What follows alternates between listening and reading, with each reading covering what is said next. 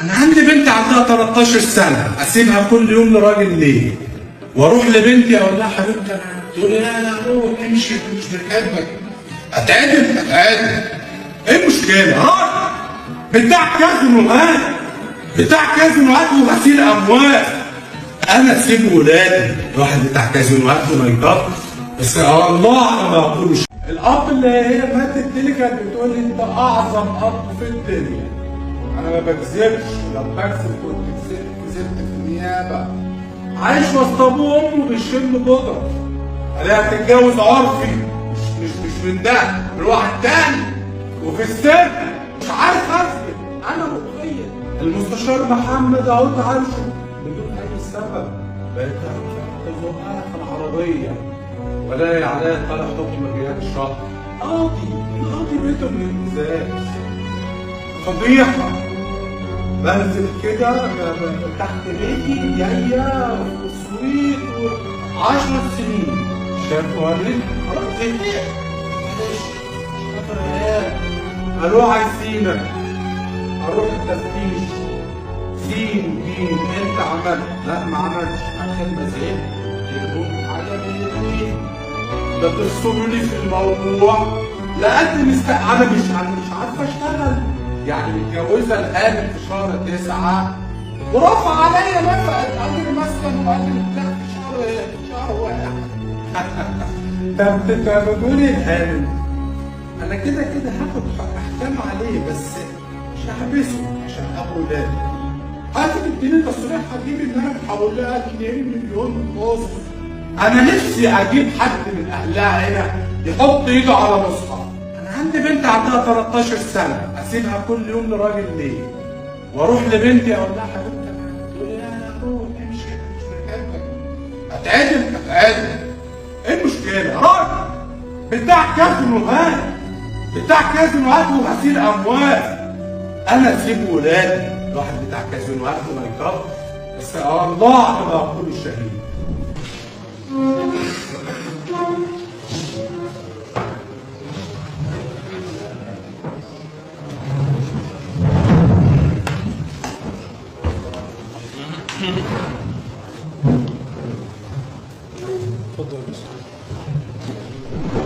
بسم الله الحق، بسم الله العدل، بسم الله الرحمن الرحيم.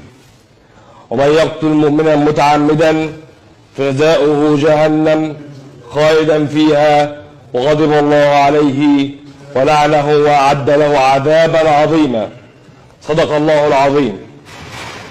الحمد لله القائل في محكم التنزيل أنه من قتل نفسا بغير نفس أو فساد في الأرض فكأنما قتل الناس جميعا.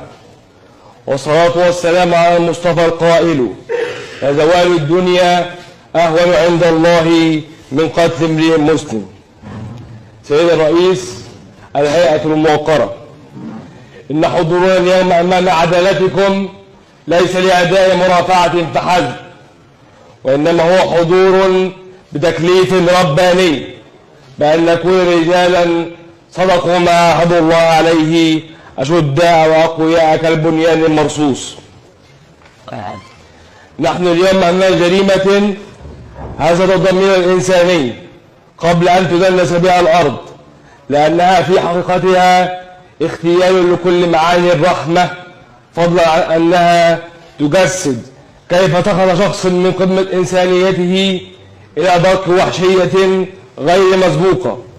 تلك الجريمة التي لا يختلف على توصيفها عقل ولا وجدان، حيث أنها تترك جرحا في ذكره الزمن من الصعب أن يندمج. إنها ليست واقعة لحظة ولا اندفاع ثانية، بل طريق طويل من التفكير ومسار ممتد من الإصرار انتهى بفعل محرم شرعا ومجرم قانونا ومرفوض إنسانيا. سيد الرئيس الهيئة الموقرة، تبدأ وقائع دعوانا من بيت كان مستقرا منذ عام 2011. أب وأم و3 أبناء عاشوا معا 10 سنوات حتى دب الخلاف، وانقطعت رابطة الزوجية في عام 2021. وكان الأولى أن تطول الخلافات عند هذا الحد مراعاة للعشرة وحفظا للأبناء وصونا لبيت جمعهم يوما تحت سقف واحد. لكن المتهم لم يترك الأمور تنتهي بسهولة، لم يغلق باب الخلاف ولم يطفئ نار الخصومة حتى تمكن منه شيطانه فاستجاب له وصار عبدا لهواه، يحسب أنه يحصل سرعة وهو في الحقيقة يسير إلى الهاوية، من خصومة إلى حقد، ومن حقد إلى نية، ومن نية إلى تصميم. شهران كاملان سيد الرئيس، والفكرة الآثمة تسكن رأسه، فكرة القتل توقظه ليلا وتلاحقه نهارا حتى جاءت الأيام الخمس السابقة على الواقعة، فلم تعد الفكرة خاطرا عابرا بل قرارا محكما. في تلك الأيام الخمس حسم الأمر وبدأ التنفيذ، ونسي أن الله سبحانه وتعالى قد أمر بالقصاص لكل مظلوم، فكان يجلس على المقهى المقابل لمسكن الزوجية، لا للجلوس ولا للراحة بل للمراقبة، يراقب خروجها، يحفظ مواعيدها، متتبعا خط سيرها. وحاول تنفيذ جريمته أكثر من مرة، لكن في كل مرة كان يحدث ما يمنعه، تارة تتأخر في الخروج وليس ذلك منعه من التنفيذ وأثناه عن مخططه العدواني وفعله الإجرامي، وتارة أخرى لا تخرج وليته رأى ذلك في الاعتبار واعتبرها إشارة من علي الجبار يتراجع عن ذلك القرار، بل ظل يحاول سيد الرئيس.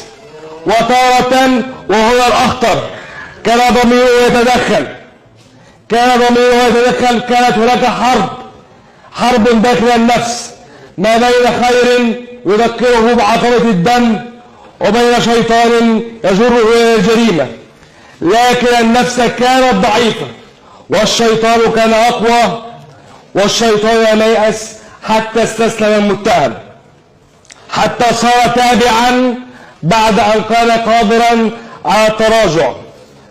ثم جاء اليوم رآها تنزل، تحرك خلفها، قضى سيارته وراء سيارتها، جهز سلاحه الناري، أحكم تدخيل الطلقات واستعد. نصف ساعة كاملة وهو يتبعها، لا تراجع لا تردد لا التفات، حتى وصل إلى المكان الذي رآه مناسبا للتنفيذ، مكان عام، ممشى يعج بالناس. لم يتراجع، أطلق طلقة واحدة في الهواء، لا تحذيرا ولا دفعا للخطر، بل ليفرق الناس وليمنع أي يد قد تحول بينه وبين تنفيذ جريمته. ثم اندفع مغافلا واعترف أنه غافل، وبسرعة خاطفة أطلق 3 طلقات أدركتها في عداد الوفيات بلا رحمة، سقط المجني عليها، ولم تكن تعلم أنه مكان النهاية وموعد الغواية، وأن شرا أريد بها، وأنها قد وقعت في شراك الغدر وبين براثن الخسة. وانتهى المشهد، وقالها بعد ذلك بلا مواربة: غفلتها وضربتها بسرعة، أنا مرتاح مش خايف، وضميري مرتاح قدام ربنا. وإني لا أتساءل سيد الرئيس، وإني لا أتساءل يا محمد أي راحة ترجى بعد ذنب قد سفك، وأي طمأنينة تدعى مع وعيد إلهي قاطع. ثم أين الأبناء عمر وأحمد وحلا، 3 أطفال تركوا بلا أم، وأب اختار طريقا لن تتركه العدالة في الأرض ولا في السماء. هذه وقائع دعوانا تحدث فيها الفعل قبل القول، ورزق فيها الدم قبل الادعاء، واكتمل بها المشهد بلا حاجة إلى افتراض. هذه هي الواقعة برمتها، هذه هي الفاجعة بما حوته من آلام وآثام، فماذا عن حديث القانون فيها؟ سيد الرئيس، أهالة الموقرة، لن أخوض في حديث أنتم أعلم به منا، تحديث القانون بضاعة وما هي إلا بضاعتكم، فضلونا وردها إليكم. سيد الرئيس، الهيئة الموقرة، ارتكب المتهم جناية قتل المجني عليها عمدا مع سبق الإصرار والترصد، مستخدما سلاحا ناريا معدا للإطلاق، موجها طلقاته لا ليصيب بل ليصيب مقتلا، ولا ليهدد بل لينهي حياة كانت يوما زوجة له وأما لأولاده. فاسمحوا لنا أن نستعرض أمام عدالتكم أدلة الإثبات في هذه الدعوة، أدلة متساندة متعاضدة يعضد أولها وآخرها ويشد بعضها بعضا حتى تبدو حقيقتي فيها واضحة لا لبس فيها، قاطعة لا تحتمل تأويلا، جازمة لا تعرف احتمالا. سيد الرئيس، نبدأ بركن الجريمة المادية، بالفعل بإطلاق النار، وبالنتيجة بالوفاة، حيث شهد الشاهد الأول زوج المجني عليها بأنه حال استقراره السيارة بصحبتها فوجئ بالمتهم يهرول مسرعا إلى الباب المجاور لمقعدها، لم يترك بابا، لم يلق سلاما، بل أطلق رصاص. عدة أعيان نارية استقرت بجسدها، استقرت حيث لا ينجو جسد ولا تبقى حياة، رآها بعينه وسمع صوت الطلقات بأذنه، ويشهد سقوطها أمامه قتيلة بفعله، وعزى قصده إلى القتل لا إلى تخويف ولا إلى إصابة عارضة.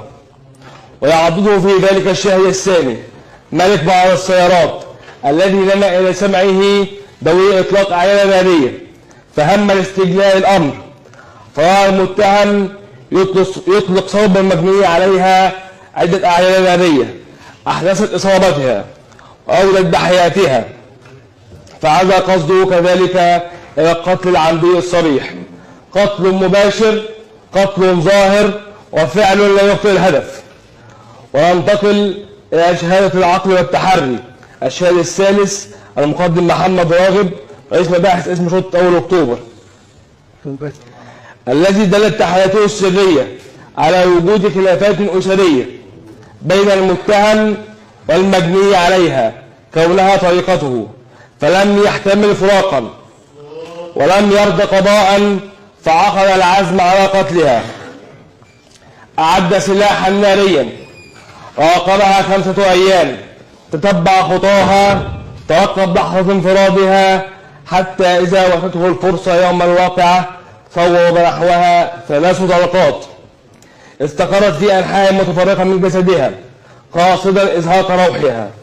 أما الدليل الفني فهو الشاهد الذي لا يكذب، حيث سبب تقرير الصفة التشريحية أن إصابتها حيوية حديثة ذات طبيعة نارية مفردة من عيار 9 مللي أطلقت من سلاح معد للإطلاق، وأثبت التقرير أن الوفاة تعزى إلى الإصابة النارية بالرأس والصدر والظهر، وما أحدثته من كسور بعظام الجمجمة وتهتك بالمخ والسحايا وتهتك بالرئة ونزيف دموي إصابي للمخ وتجويف الصدر أدى إلى هبوط حاد بالدورة الدموية والتنفسية من ثم الوفاة، أي أن الطلقات لم تطلق في الهواء ولم تصوب إلى الأطراف، بل وجهت إلى مواضع قاتلة. وقطع التقرير بأن الواقعة جائزة الحدوث بالكيفية والتصوير الواردين بمذكرة النيابة العامة، فجاء العلم مؤيدا للرواية والطب شاهدا على الجناية، وثبت أن السلاح المضبوط مسدس ملكة حلوان صناعة مصرية عيار 9 مللي كامل وسليم وصالح للاستخدام، وثبت كذلك أن الفوارق المضبوطة وعددها 3 سبق إطلاقها باستخدام سلاح ناري واحد وهو ذاته السلاح المضبوط. سلاح واحد، طلقات ثلاث، جسد واحد ووفاة واحدة، تسلسل منطقي، ترابط فني، يقين علمي لا يترك في النفس شبهة، ويبقى الركن المعنوي. هل قصد المتهم القتل؟ الجواب قاله بلسانه قبل أن نقوله نحن. فقررت تحقيقات النيابة العامة بتعديه على المجني عليها مستخدما سلاحا ناريا طبنجة، قاصدا من ذلك إزهاق روحها. إقرار صريح واضح لا لبس فيه ولا غموض. قصد اتجه إلى إزهاق الروح، وإرادة استقرت على إنهاء الحياة، فاجتمع الفعل والإرادة، واجتمع السلاح والنية، واجتمع الإعداد والتنفيذ، فاجتمع الركن المادي، واجتمع الركن المعنوي، واجتمع القصد الجنائي. قصد ثابت راسخ سابق.